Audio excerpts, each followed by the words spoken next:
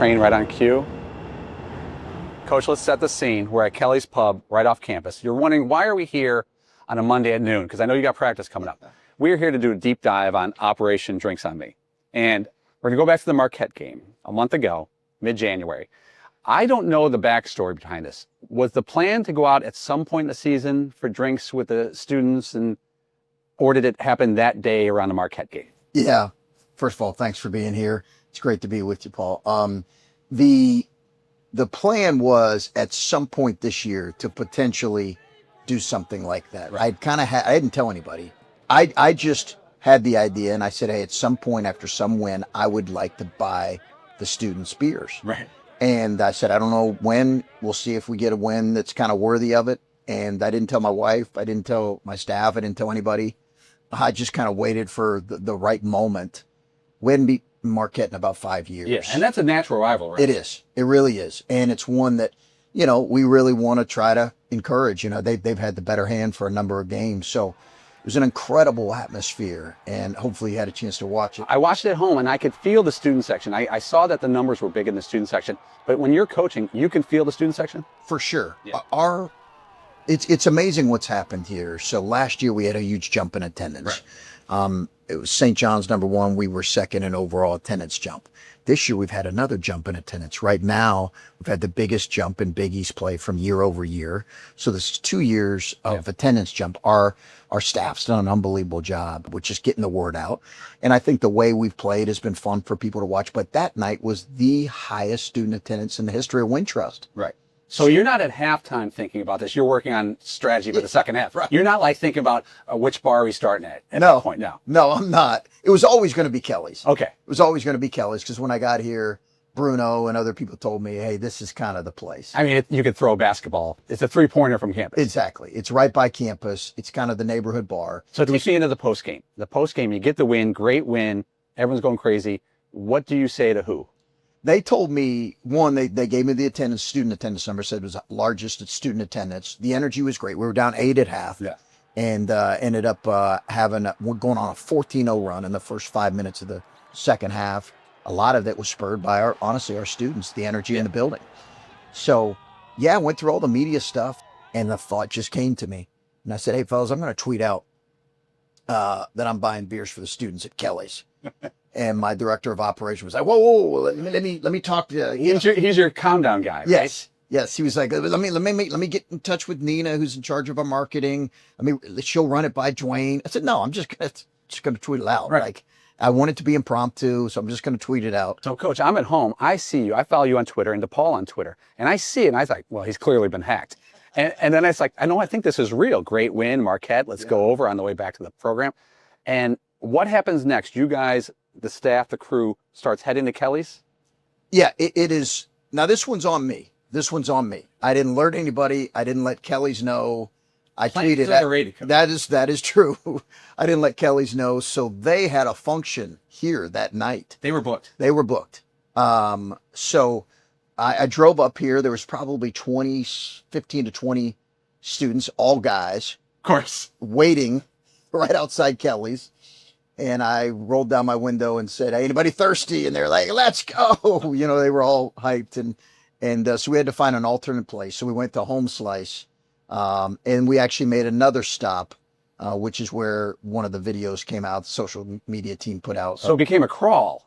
Almost. It became a little bit of a pub crawl unintentionally. It did. Now, I'm not super familiar with pub crawl. I'm your guy on this. Okay. I'll help you. It's when you go from pub to pub to pub and you end up at home base like Kelly's. Yes, that was it. That for sure. And they had a great idea because we probably, when we went to Homes, first of all, I'd love to do it here in the future. We went to Home Slice. It was great because I got a chance to sit down with literally every table and say, hey, what'd you think of the game? And the energy in the place was great. I got to meet a lot of students, some that a lot that I hadn't met, and some of them had brought students from other places. So that was a really kind of informal way. And you bought lunch for the students after wins before, but you buy beers for a bunch of college students who are of age, by the way, just to clarify. Yeah. And that's a whole new level. So when you get to the bar, I was following along on social media, and your social media team did a great job. They were posting stuff out there.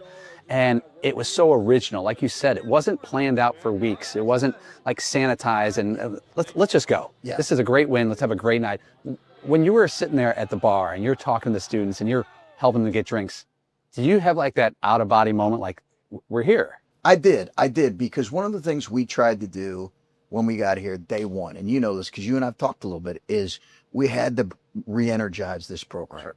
And in order to do that, I think you got to find even the micro moments of success that you can celebrate, and celebrate with the people who really care about the program. Our fans are unbelievable. Our fans, our students, they're unbelievable. They've had, a couple decades of hard years. And if I could buy it for all of our fans, I would have done it too. You'd have to run that past some people at home. I might. Yeah, I might. So I want to get into it a little more. So when the night's going on, it blows up on social media. I think it was a great moment for DePaul, for like a national reminder of, hey, we're building something here, and check out what we're doing for our students and the fan base. And what was the reaction on social media? Because I saw it and it was original and it was cool. And I've noticed some people are trying to do that now afterwards. Some people are sampling from DePaul. But what was the reaction on social media? What did your team tell you? You know what?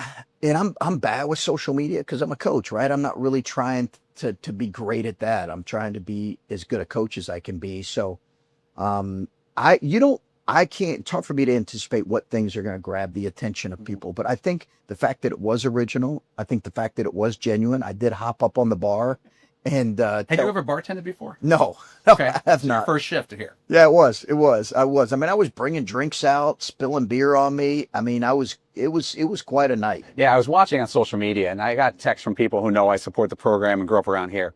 And they're like, it was really cool because I think in college sports, and you and I have talked about this, there's a lot of negativity around all different types of college sports. Yeah. And to see something original, refreshing, up and coming, it got a lot of national play. And I bet your social media team knows this, but it almost felt like, if you've ever built a house from scratch, there's the foundation. Yeah. And to me, last year was foundation. Yeah. And now this year, as you're starting to get wins in the Big East and different wins, I look at somebody's like, oh, you know how you see a house coming together? Like, oh, I see the roof where it's going to be. Yeah. Is that kind of the progression for you as a coach? When you look at it, there are stages and levels to it. And I did, that's why for us this year, it's been so important for us to take another step forward. Right. And I think we're in the process of doing that. But absolutely, what we've tried to do here in year two is really shrink the competitive gap. We won some Big East games last year, but we also had a lot of blowouts. Yeah. We had a lot of games that were out of hand. We tried to shrink the competitive gap. We've done that. We're improved in every metric, and we just have to keep pushing forward. But I really, as I've been through this, I've taken advice from people who've tried to rebuild programs, and they said, hey, you got to celebrate these moments. Yeah. So I grew up on the south side of Chicago, and DePaul, when I was a kid, was Mark Aguirre. And he was the basketball player in town. And you guys have always embraced guys like him. Yeah. Rod Strickland, one of the great players in DePaul history and NBA history. And I think there's a feeling in this town, kind of the old school people, and then bridging the gap to the younger fan. The older fan base in this town wants it. They do. They want DePaul. They do. I'm telling you, I do some stuff at the Score. Lawrence Holmes and other people. There is a simmering fan base that's been waiting for this moment, and it feels like they're right there with you. Absolutely. I felt that too. I really felt that from day one. And when you have a fan base that has went through, no high major program has struggled like DePaul has in the last 2 decades. Not one. When you look at the numbers, there's not been one. So when you have a loyal set of fans, both new and old, who have stuck with the program, who are saying, I'm going to come check that out. Right. I kind of got interested in that. It's really been motivating for myself and our staff to see that. And you're right. Like when I got here, people talk so often about that era of players. And, we're not here to duplicate anything. Yeah. That was a really special time, a different era of college sports. We're trying to be the best versions of ourselves, but there is no doubt we've taken inspiration from those players, the way they loved and cared about DePaul, and the way they played, and how they carry themselves now. So coaching these days even is quite a bit different than 10 years ago before NIL. How much of your job right now is coaching the actual X's and O's practice and the NIL side, the recruiting side, and which is tougher to deal with, the high school recruiting or the portal? The portal's the hardest thing. I think anytime you have third parties involved, right, that's going to make it really challenging. And when you have numbers, Paul, you cannot get a beat on how accurate numbers are when it comes to NIL. I think high school is a cleaner recruitment. High school players have agents. Yeah. We have 3 really good high school players signed. I'm really excited about them. I think 1 or 2 of them had agents, but it's just a cleaner recruitment. Yeah. The NIL, the portal, it's just, college football coaches, college basketball coaches will tell you, yeah, it's challenging. It's really challenging. And I think I've always said with NIL from the very beginning, it can be a factor. It should be a factor in your decision. Mm-hmm. If it's the factor, we're maybe not the place for you. Right. Because we want this to be about something more. We want it to be about leaving a legacy and player development and growth versus just the highest dollar figure. When you look at high school recruiting back in the day, I would say in the 90s, 2000s, as a DePaul fan, they always say, you got to win Chicago. And the Chicago players were going down to Duke and other places. When these days, you can't really focus on one area anymore. You have to be open to everything, international, down south, right. north.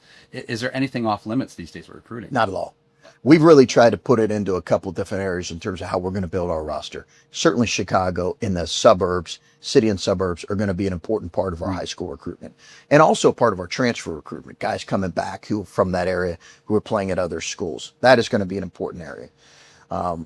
We're also going to recruit, we'll recruit anywhere we feel like it's a player who fits. But we're going to have a regional base about us. That was the case with these 3 recruits that we had. 1 from Wisconsin, 1 from Indianapolis, right. and 1 from Chicago. So we'll continue to do that. We'll also recruit international. It's a world-class city, as you know. Yeah. Your family lives here. It's like it's a world-class city. International players like it here. I would think so. And we've done that here. We have 5, I believe, on our roster right now. We're going to continue to do that. And then obviously recruit and develop high school players along with the transfer portal. All right, a couple other questions. I got a bunch of stuff to get to. I've got some ideas for the program. I like to throw out ideas and then let your staff take care of it. Right. Okay, first one, when you get the NCAA tournament bid, that's upcoming in the future, that's when we switch back to the block-style uniforms. I mentioned that years ago. I know you can't commit to that. Just a thought. The old block-style side uniforms from DePaul in the day, an NCAA tournament bid. I'm down with that, Paul. No, I'm down with that. I like it. I am absolutely down with that. I love some of the retro throwback uniforms. You guys have worn them. You guys have worn them a few times. We have, and it was. Our fans loved it. Anything that reminds people of the past, that past, is a hit. Okay, the next time you guys go to a bar, have you thought? I know you can't give it out completely yet. Is in your head the next step and the next Operation Drinks on Me? You mean what will be the notch we'll have to hit before we hypothetically Danny Hurley comes to town, he takes the L, he yells at everybody, you guys take the L, no pun intended, back up here. Given how good Danny and his teams have been, you're probably talking about a top 10 win. Yeah. So I will commit to that right now. Yes, absolutely I will. Now, I heard the bar tab from Operation Drinks on Me. Was it rough or really rough? I'm not going to ask for a number. Yeah, no, we had quite a few come through. Yeah. We had quite a few come through. It was a solid tab. I will say that. The word got out. Right. And people took full advantage. People showed up late, trying to grab with you. Oh yeah. Now, when you run this by the family back home, what a great night. We beat Marquette. Let's go out to brunch tomorrow.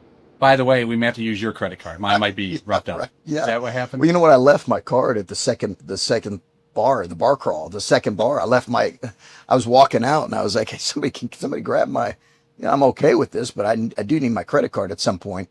So, my wife and daughter were they were on a service trip. So they were out of the country. Conveniently for you. Yeah, for sure. And she would have been all for it. Yeah. Like she loved the idea. My daughter was like, you didn't drink too much, did you, Dad? I'm like, no, I don't have a problem. Like settle down.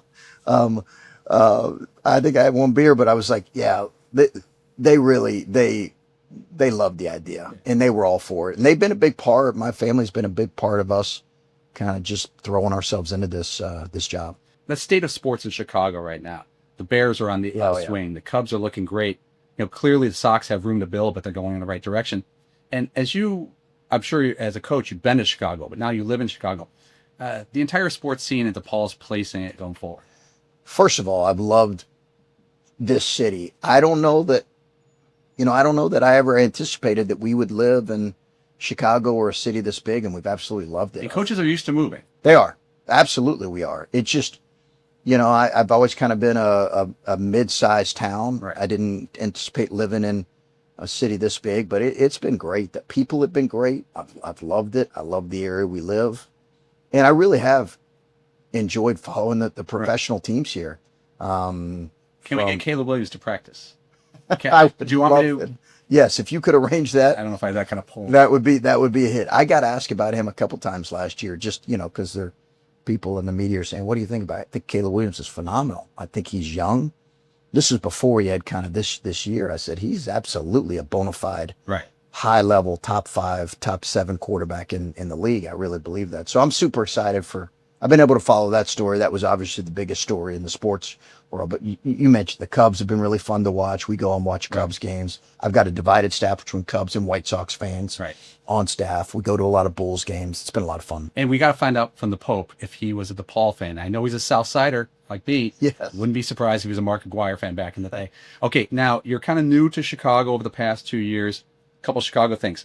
Walking under the L train and having to pause a conversation because you got to wait for the L to go by. You've had that. A lot.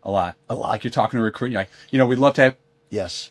and then you pick it back up. Absolutely. And it takes a minute. It takes longer than I thought. My family's learning this. Okay, are they? How about the walking backwards in winter from your house to the practice facility? Have you had to do the walk backwards because of the cold? I haven't really had that yet, but it is the wind has been shocking to me at times. I will say that it's been shocking. If we do this again in 3 years, same bar, same conversation, what do you think we're talking about with DePaul basketball? Absolutely. I hope we're talking about our first NCAA tournament berth and 20 at that point be 24, 25 years. That is our goal. That's our aim. That's what we're working towards every day. That's what we're fully committed to making happen. And more than that, I really believe it can and will happen. I really do. And that'll be fun to sit back in here and have conversations about hopefully our first NCAA tournament win in a while. I look forward to. Now, last thing before you go, as you know, I couldn't be here for the Marquette game. Unfortunately, that's on me. I'm still thirsty, and I didn't get to go to the pub crawl. Any chance you could put one more on the tab for me before we wrap up? Because I know you got to go to practice. I got you. Are you okay to be a day drinker? Yeah, I'm one of the best day drinkers you've ever met, Coach. I don't have practice to coach. Okay, I do. So I'll have the water. You can have a drink. Good time. Yeah, great seeing you, Paul. Take care.